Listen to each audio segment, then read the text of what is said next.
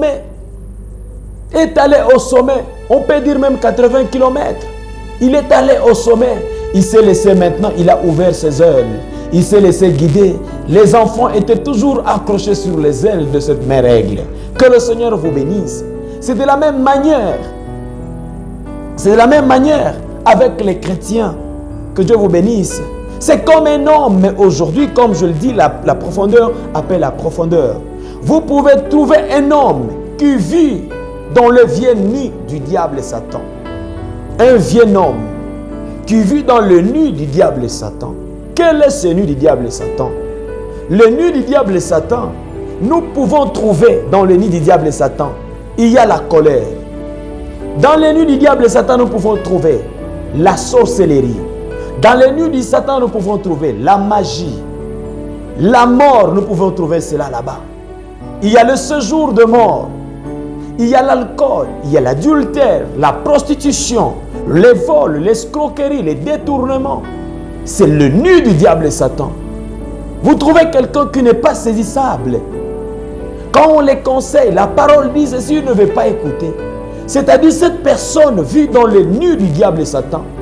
Vous pouvez trouver une femme qui avorte. Cette femme se trouve dans le nid du diable et Satan. Vous pouvez avoir un jeune garçon comme cette histoire ici des porte-à-porte. Ce sont des vagues, des choses qui arrivent comme ça. Vous voyez quelqu'un, une personne à cause de la soif, la cupidité de l'argent. Vous voyez quelqu'un qui commence à manger les caca. Il est dans le nid du Satan. Parce que Dieu n'a jamais permis qu'une personne puisse manger les caca. Vous voyez, dans le nid du Satan, il y a plusieurs choses qui sont des mauvais. Vous trouverez un homme qui vit dans le nid du monde. Il ne connaît rien absolument de la parole de Dieu. Lui, il se contente seulement que ce que le diable et Satan lui présente. Si le diable et Satan lui dit, va prendre la femme d'autrui, vous voyez telle personne, il part, il prend. Si le diable lui dit, va boire de l'alcool, vous voyez quelqu'un qui court derrière l'alcool. Quelqu'un est emprisonné dans le nid du Satan. Il ne sait pas quoi faire. Quelqu'un peut se retrouver dans la drogue, le banditisme, l'escroquerie, l'homosexualité. Vous voyez, il est représenté comme cette petite aiglon. Mais un jour, quand Dieu entendra les cris, vous comprenez? Quand Dieu entendra les cris de cet enfant, vous verrez ce que ça doit faire. Parce que, mais quand Dieu le prend, le fait asseoir sur le verre pâturage, il le libère. Il n'y a plus ni mal. C'est pourquoi vous avez entendu David dire dans Psaume 23, il dit, l'Éternel est mon berger. Je ne manquerai de rien. Il me fait reposer dans le vert pâturage. Il guide ma vie, il restaure mon âme. Je ne crains rien, même pas l'ombre de la mort. Même si je me retrouve dans une gouffre profonde, je ne crains rien. Pourquoi David a dit ça? C'est parce que David se retrouvait dans le vert pâturage, entre le main de l'Éternel et Dieu. Entre le main de l'Éternel et Dieu. L'homme est devenu libre. Dieu est assis sur le trône. Il est comme cette mère aigle qui est allée se cacher dans la caverne de rocher.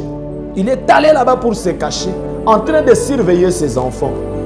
Dieu est aussi sur le trône, surveillant son héritage. Tu dois te dire que je suis l'héritage de l'Éternel. Et même pendant que tu marches, sache que Dieu est assis sur le trône, en train de veiller sur toi. Il est en train de veiller sur toi. Il est assis en train de te regarder. Il contrôle chaque pas que tu fais sur la terre. Voyez, tu es l'héritage de l'Éternel. Dieu est assis là-bas. Il ne veut pas aucun mal ne t'arrive. Même quand le diable peut arriver comme les lions qui pouvaient attaquer les aiglons. Quand le diable arrive, il rougit pour te tuer. Il rougit pour te faire emprisonner. Il rougit, je ne sais pas, pour t'amener où. Mais l'Éternel est assis sur le trône. Il te regarde, il observe, il ne veut aucun mal ne t'arrive parce que tu es son héritage. Que Dieu vous bénisse. C'est de la même manière que le Seigneur a laissé ses enfants. Si c'était à refaire, on ne pouvait pas pécher. Si c'était à refaire, on ne pouvait pas se retrouver dans le nid du diable et Satan.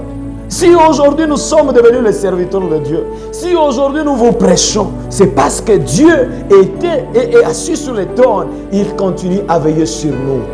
Même quand je vais faire un forfait quelque part, l'Éternel veille sur moi, il me regarde.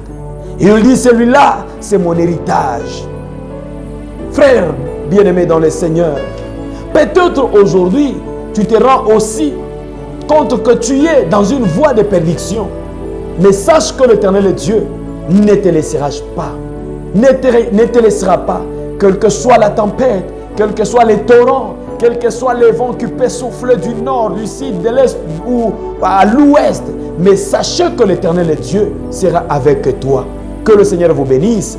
Mais tu dois savoir, quand l'Éternel veille sur toi, même si, par exemple, tu peux mourir, ou par exemple, tu peux être vivant, parce que le livre des Thessaloniciens nous dit, nous les vivants, nous ne précéderons jamais ceux-là qui sont morts.